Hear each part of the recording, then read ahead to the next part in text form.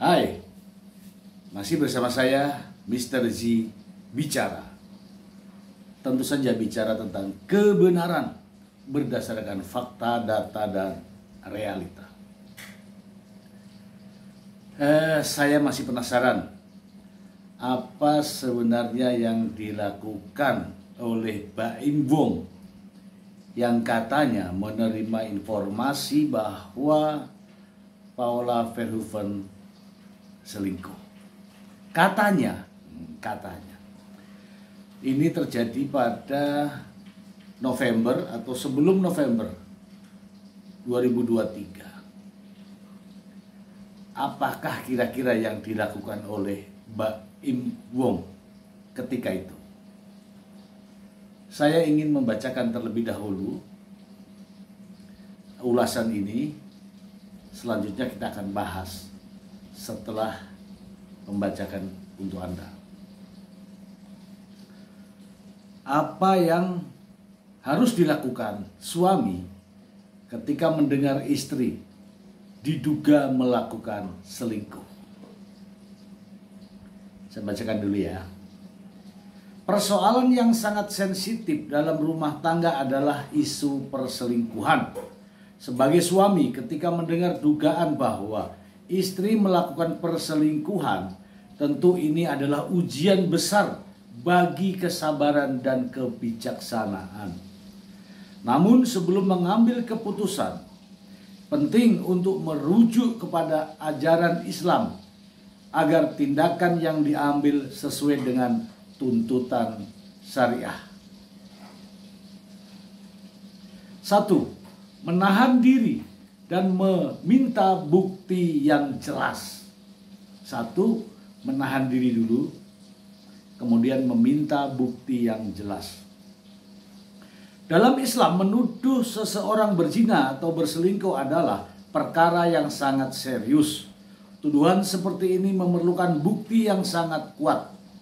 Allah Subhanahu wa Ta'ala berfirman dalam Al-Quran, dan orang-orang yang menuduh perempuan yang baik-baik berbuat zina dan mereka tidak mendatangkan 4 orang saksi, maka deralah mereka yang menuduh itu 80 kali dera, dan janganlah kamu terima kesaksian mereka buat selama-lamanya, dan mereka itulah orang-orang yang fasik.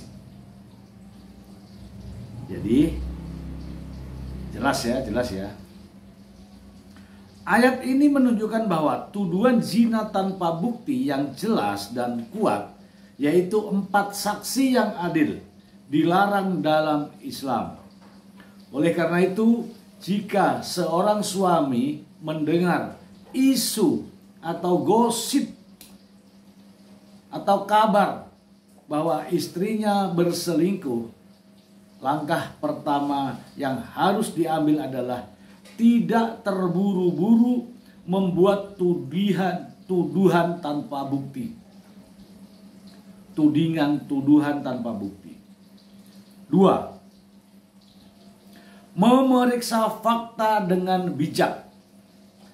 Setelah mendengar tuduhan atau dugaan, sebaiknya suami melakukan penyelidikan dengan tenang dan hati-hati. Jangan langsung percaya pada informasi yang didapatkan tanpa klarifikasi dari berbagai sumber.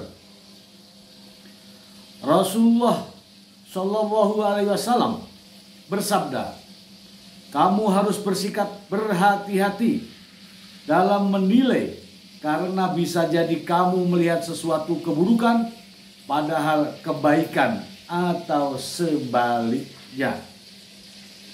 Ini menunjukkan pentingnya menghindari prasangka buruk. Suami perlu berbicara langsung dengan istri, mendengarkan penjelasan, dan mencari tahu kebenaran dari situasi yang terjadi. 3. Menjaga perasaan dan kehormatan. Ketika menghadapi masalah ini, menjaga kehormatan istri dan keluarga sangatlah penting. Islam mengajarkan agar tidak mempermalukan orang lain di depan umum. Dan Rasulullah Shallallahu Alaihi Wasallam bersabda, barang siapa menutup aib seorang muslim, Allah akan menutupi aibnya pada hari kiamat. Dalam konteks ini, jika seorang suami mengetahui kebenaran yang pahit sekalipun, menjaga kehormatan dan aib istri tetap menjadi kewajiban. Tidak dibenarkan menyebarkan aib atau mempublikasikan masalah tersebut kepada orang lain, siapapun dia.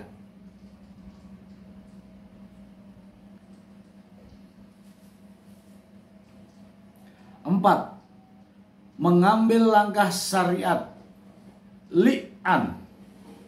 Jika tuduhan perselingkuhan ini terus berlanjut dan suami merasa yakin bahwa bukti yang dia miliki, syariat Islam menyediakan mekanisme yang disebut li'an. Li'an adalah sumpah yang dilakukan suami dan istri di depan hakim untuk menyelesaikan masalah perselingkuhan tanpa memerlukan saksi.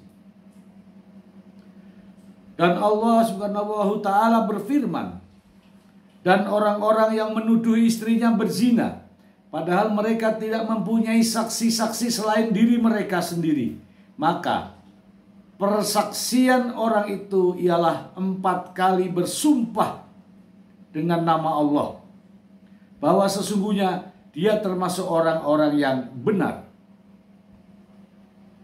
Setelah sumpah dilakukan, hubungan suami istri secara otomatis berakhir dan mereka tidak diperbolehkan lagi menikah. Memperbarui ya.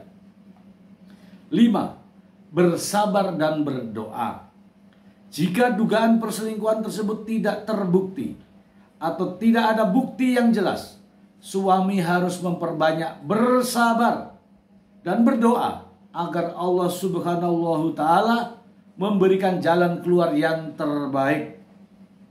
Dan Allah berfirman, dan mintalah pertolongan kepada Allah dengan sabar dan sholat. Sesungguhnya yang demikian itu sungguh berat, kecuali bagi orang-orang yang kusuk. Dalam menghadapi dugaan istri selingkuh, seorang suami harus bertindak dengan penuh kesabaran, menahan diri dari prasangka buruk, mencari bukti yang jelas, mengikuti mekanisme syariat seperti li'an jika diperlukan, dan menjaga kehormatan keluarga menjadi bagian penting dari solusi yang diajarkan oleh Islam. Baik ya teman-teman, mungkin ya dengan apa yang saya bacakan ini bisa juga menjadi introspeksi diri kita ya, terutama saya sebagai laki-laki. Apakah ketika mendengar informasi, isu, desas-desus istri selingkuh, haruskah kita langsung percaya? Tentu tidak. Tentu tidak. Kita harus menyelidiki kebenarannya.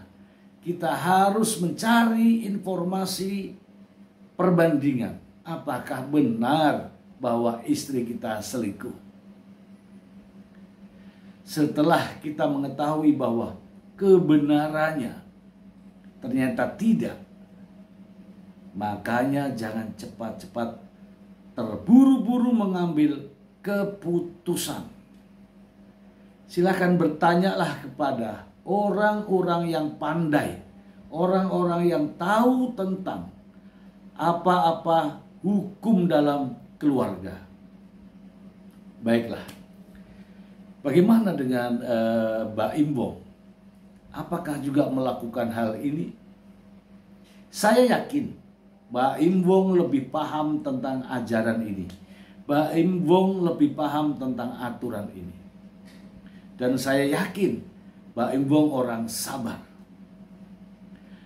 Namun saya tidak tahu setelah itu, apakah kesabaran Mbak Imbong sudah habis sehingga Mungkin saja dia berkonsultasi kepada orang yang tidak paham.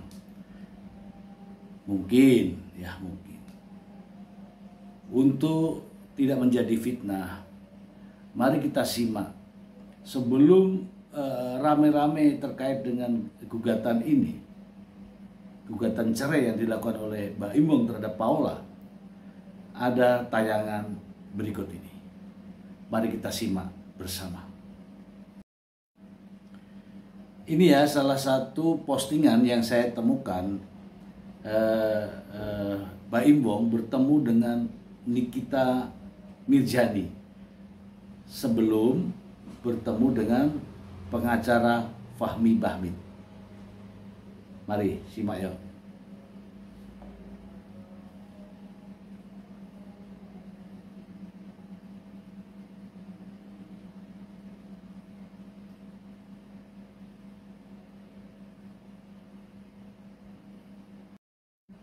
Ya, seperti kita ketahui bersama teman-teman ya, Nikita Mirjani juga sedang ada persoalan ya terkait dengan anaknya. Dan pengacara yang mendampingi Nikita Mirjani adalah Fahmi Bahmid. Fahmi Bahmid. Mari kita simak ya potongan tayangan Nikita Mirjani bersama Fahmi Bahmid. Allah Subhanahu wa Ta'ala juga dalam lingkungan LPSK. Niki, Kenapa sih Kak Niki ada kekhawatiran? ya sampai akhirnya minta bantuan sama Ya LPSK. kan si Rasman Blon itu kan cari-cari tahu terus, bertanya-tanya lo gimana, lo bertanya-tanya terus kan nggak beres-beres. Ya udah dia aman, dia nggak bisa ditemuin, udah intinya. Ada indikasi ini nggak sih hal-hal yang apa? Mungkin ada ancaman atau gangguan gitu nih sampai akhirnya minta bantuan LPSK nih. Ah, Ada ancaman atau mungkin atau apa gitu sampai akhirnya minta bantuan LPSK kalau nih. dari saksi-saksi ya kan harus dilindungi ya kan, karena kan lawannya ini kan yang dilaporin ini kan track recordnya lumayan menyeramkan ya. Keluarganya ada yang dihukum mati tahun 2022 karena kasus pembunuhan. Terus yang bersangkutan yang saya laporkan juga pernah terjadi pemukulan sehingga akhirnya ditahan adik kakaknya ya kan. Jadi ya karena mereka ini tidak sepuas Nikita Mirjani. Tidak lama setelah pertemuan antara Mbak Imbong dan Nikita Mirjani, tiba-tiba Fahmi Bahmid juga memberitahukan kepada kita bahwa dia baru ditelepon pada tanggal 29 September oleh Mbak Imbong. Dan akhirnya langsung sepakat dan jumpa pers. Mari kita simak bersama. Saya sendiri juga kadang-kadang suka nggak percaya, jangankan kalian, saya juga nggak percaya apa yang terjadi sama saya, karena saya selama ini cuma menahan semuanya selama 1 tahun. Saya karena anak saya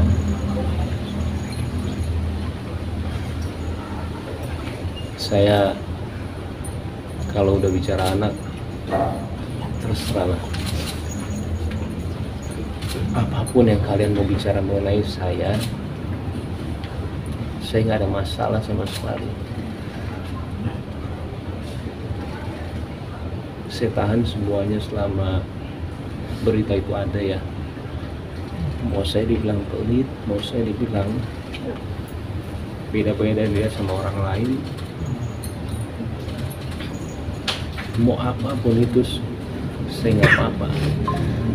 Saya cuma mikirin anak saya doang. Saya nggak mau mereka itu tahu masalah ini. Cuma sama kesini itu semua ketidakjujuran itu ada terus dan tambah sampai yang nggak ini sendiri ya, maksudnya nggak percaya. Saya tuh mau menyelesaikan secara baik-baik, cuma nggak bisa. Kalaupun saya maaf ya, kalaupun saya bicara yang mau cari panggung, itu adalah momen saya ketika kejadian itu ada. Saya kasih tahu aja sama kalian semua, saya mungkin dipuja-puja sama semua orang ya. Apalagi kalian ada yang bilang juga kalau saya tidak setuju kalau dia itu pakai hijab. Malah saya mau dia pakai hijab. Pakainya hijab dia itu berbarengan bulannya dengan permasalahan ini. Saya itu juga cuma berdoa mudah-mudahan dapat hidayah, mudah-mudahan kasih jalan yang benar, itu aja. Saya nggak mau ada dendam sama dia sebenarnya.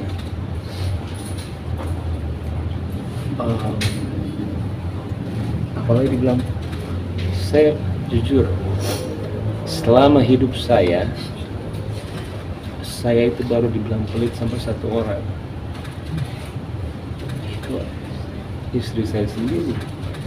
Saya juga sampai bingung, saya nggak pernah dibilang pelit sama orang seumur hidup saya. Kalau saya pelit, bagaimana mungkin saya menafkahi keluarga dia? Tanggungan itu ada di saya. Adiknya kita pekerjakan di sini. Adiknya satu lagi juga saya menyiasati untuk buat YouTube tanpa saya mengambil uangnya sama sekali. Saya lebih kayak memberikan, ayo berarti orang tuanya pun tiap bulan saya kasih melebihi dengan orang tua saya. Kalau kalian mau tahu semua di sini, uang saya itu masuk perusahaan, tapi uangnya Paula itu punya dia. Saya nggak ambil satu rupiah pun uang dia. Saya digaji dari perusahaan, Paula juga, tanpa saya kasih tahu kalian jumlahnya berapa, dan tidak sedikit. Jadi hasil kerja saya itu masuk perusahaan Paula.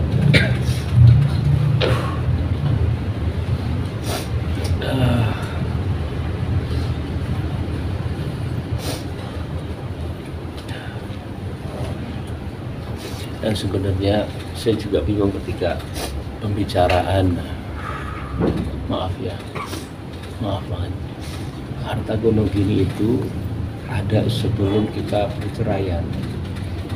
Itu karena saya juga menanyakan, buat apa membicarakan harta gonong gini? Saya menduga bahwa Mbak Imbong dan Paula Verhoeven telah ada masalah rumah tangga. Setelah lama Mbak Imbong berpikir tidak ada penyelesaian, begitu ya kira-kira. Kemudian bertemulah dia dengan Nikita Mirzani. Setelah bertemu dengan Nikita Mirzani, apakah itu curhat dan sebagainya? Mungkin saja ya, itu kalau tidak salah ya, mungkin saja Nikita Mirzani merekomendasikan bahwa gunakan saja pengacara saya, sehingga Fahmi Bamit sebagai pengacara Nikita Mirzani juga akhirnya dihubungi oleh Mbak Imbong untuk menjadi pendampingnya sebagai pengacaranya. Mungkin ya. Benar saja ketika konferensi pers tadi langsung Mbak Imbong dengan Fahmi Bamit menceritakan semua.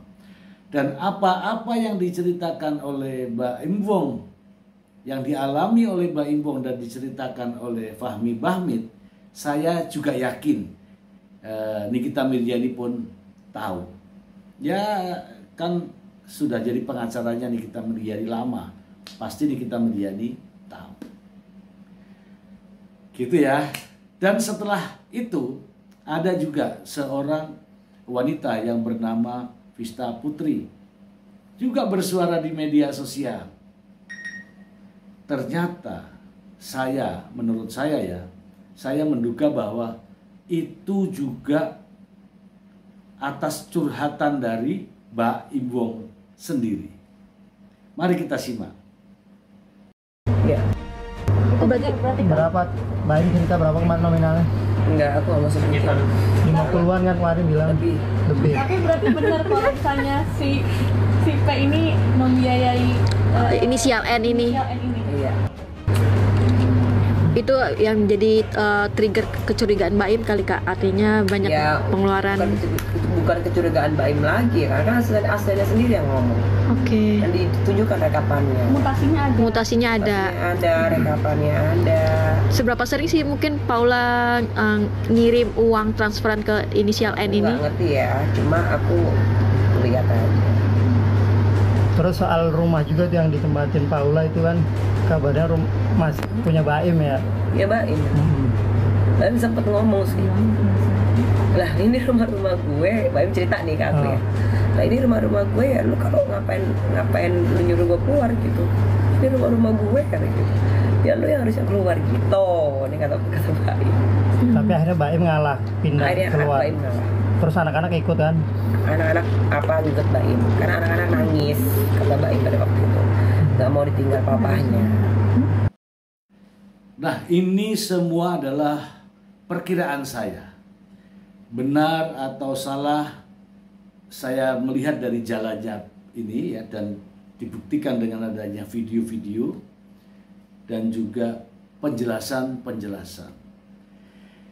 Ini saya meminta kepada teman-teman semua, siapapun Anda, bukan hanya Mbak Im Wong, siapa saja, apabila mendapati atau sedang mengalami persoalan yang sama tadi, maka lakukanlah langkah-langkah. Pertama adalah cross check kebenarannya. Jangan mudah percaya. Kemudian mohonlah petunjuk kepada Yang Maha Kuasa. Kemudian minta tolong untuk konsultasi kepada yang memiliki latar belakang. Yang memiliki latar belakang tentang hukum keluarga. Bukan justru malah bumbu-bumbuin, ngompor-ngomporin. Sehingga timbullah persoalan baru dalam keluarga mereka.